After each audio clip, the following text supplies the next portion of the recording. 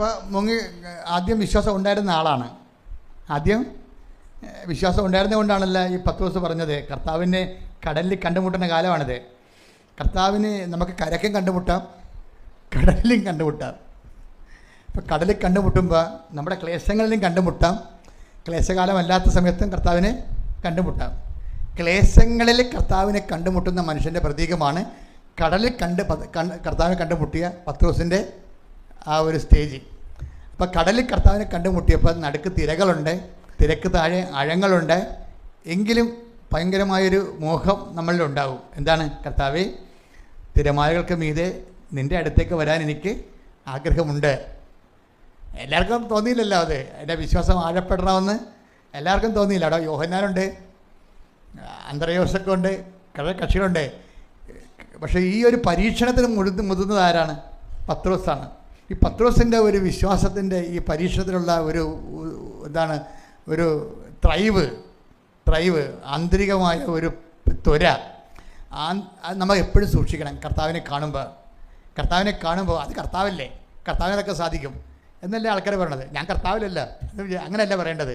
കർത്താവിനത് സാധിക്കുമെങ്കിൽ കർത്താവ് വിചാരിച്ചാൽ എനിക്കും അത് സാധിക്കും. അതാണ് പത്രോസിൻ്റെ ഒരു സുവിശേഷം. പത്രോസിന് എങ്ങനെയാണ് കറങ്ങിത്തിരിഞ്ഞ് ഈ മനുഷ്യനെ താക്കോല് വന്നതെന്ന് നിങ്ങൾ അറിയണം. ഞാൻ എപ്പോഴും ഫോളോ ചെയ്യുന്ന അപ്പോസ്തലന്മാരിൽ ഏറ്റവും 90% ഫോളോ ചെയ്യുന്ന ഒരാളാണ് ഈ പത്രോസ്. പിന്നെയുള്ള അപ്പോസ്തലന്മാരൊക്കെ ഞാൻ ഫോളോ ചെയ്യണത് 40 പോയിൻറ്റിലാണ്. അത്രയും വ്യത്യാസമുണ്ട്. പത്രോസും മറ്റ് അപ്പോസ്തലന്മാരും തമ്മിൽ ഇത്രയും വ്യത്യാസമുണ്ട്. ഈ മനുഷ്യൻ ലോകത്തിന് നൽകിയിരിക്കുന്ന സെൻറ്റ് പോളൊക്കെ പിന്നെ ഇടിച്ചു കയറി അപ്പോസ്തല സ്ഥാനം, ഞാനതിനെക്കുറിച്ചൊന്നും പറയണില്ല. കാര്യം പിന്നെ അവർ ഇടിച്ചു കയറി വന്ന ആൾക്കാരല്ലേ, ഇടക്കയറി വന്ന. പക്ഷേ അതൊക്കെ അവർക്കൊണ്ട് ദൈവത്തിന് പദ്ധതിയുണ്ട്.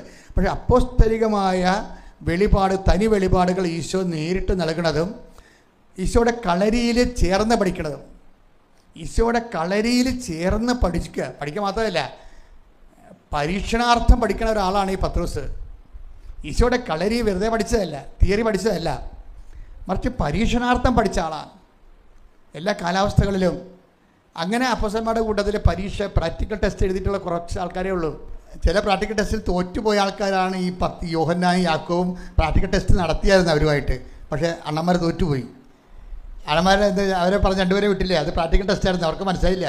നിങ്ങൾ സമറിയയിലേക്ക് പോകണം, എന്നിട്ട് നമുക്ക് രാത്രി താമസിക്കാനുള്ള ഇടം ഉണ്ടാക്കണം എന്ന് പറഞ്ഞാൽ പ്രാക്ടിക്കൽ ടെസ്റ്റായിരുന്നു ഇവർക്ക് കൊടുത്താൽ.